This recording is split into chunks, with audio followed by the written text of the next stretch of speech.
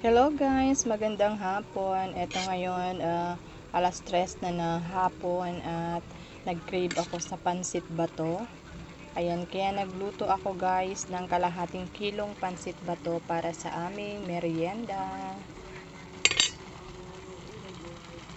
Nilagyan ko pala to guys ng sa 10 pesos na pechay para meron tayong vegetables. And ganyan lang ako, pinaka basic lang na paggawaan ng pansit bato ng Bicol. Basic lang guys, heavy lang yung aking nilagay. Ayan, maya maya ay luto na ito.